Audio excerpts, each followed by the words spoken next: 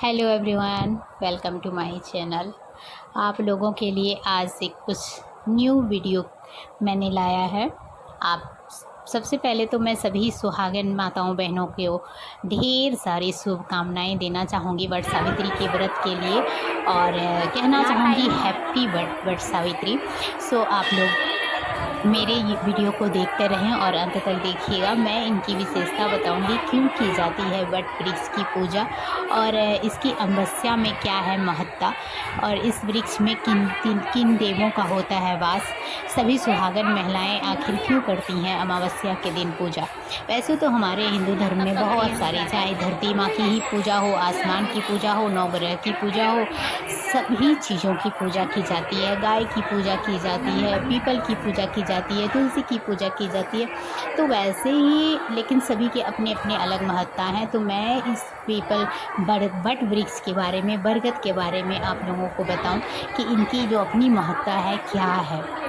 ये आप देख रहे हैं विशाल काय ये जो पेड़ है, मैं भी इनका पूजा की हूँ। तो ये विशाल काय जो बरगद के पेड़ हैं, जो घने होते हैं, हरे होते हैं, और इनकी जड़ें इस कदर से हर ब्रांचेस से ज़मीन में निकले हुए रहते हैं, लटकते रहते हैं नीचे, और वो नीचे ज़मीन को इस कदर जकड़ लेते हैं कि इस कितना ही भारी, कितना ही तेज़ तूफान क्यों ना हो, ये पेड़ को हिला नहीं सकता। और इसमें तो वैसे भी त्रिदेव का वास होता है। इसके जड़ में का मान्यता है, पुराण में लिखा है कि इसके जड़ में भगवान ब्रह्मा का वास होता है, और इनके तने के जो छाल होते हैं उसमें विष्णु भगवान का वास होता है। और इनकी पत्तियां जो काफ़ी सुंदर हरी भरी होती हैं, और उसे तोड़ने से उसमें से वाइट दूध की तरह निकलता है कुछ लिक्विड, तो उसमें हमारे महादेव का वास होता है।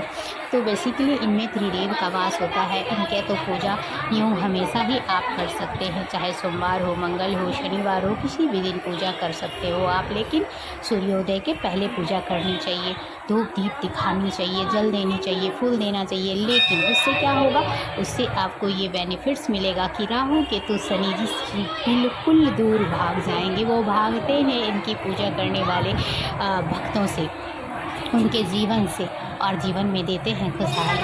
तो मैं बता रही थी कि इसकी पूजा अमावस्या के दिन क्यों करती हैं सुहागन। तो मैं बता दूं कि ये जो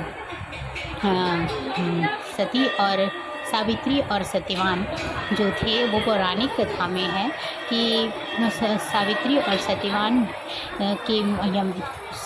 की मृत्यु हो गई थी, और मृत्यु के पश्चात सावित्री अपने पति की जीवन वापस लेना चाहती थी, जिसके लिए वो यमराज से बार बार कोशिश कर रही थी, प्रयास कर रही थी, उनसे प्रार्थना कर रही थी कि मेरे पति की जब प्राण वापस आ जाए, आप प्राण लौटा दो। यमराज से उन्होंने प्रार्थना की कि मेरे पति के प्राण वापस दे दो। तो कहा जाता है कि इसी पेड़ के नीचे यमराज ने उनके पति के प्राण लौटाए थे, और फिर से सुहागन हो गई थी, जीवित हो गया था उनका पति, सुहागन हो गई थी माता सावित्री।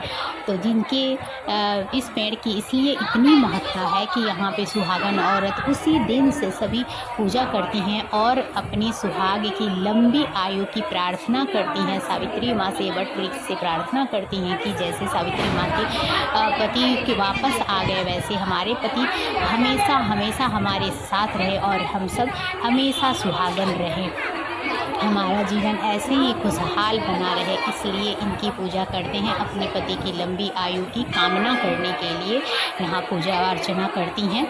और इसमें 7 पत्ते को लिया जाता है, और 7 पत्तों को कुंभ में फल, 5 फल या 4-5 फल, 7 फल जो भी जिसे हो, मिठाई हो, और ले करके इसमें पूजा की जाती है। सबसे ज़्यादा विशेषता इसमें एक बाँस के पंखे की होती है।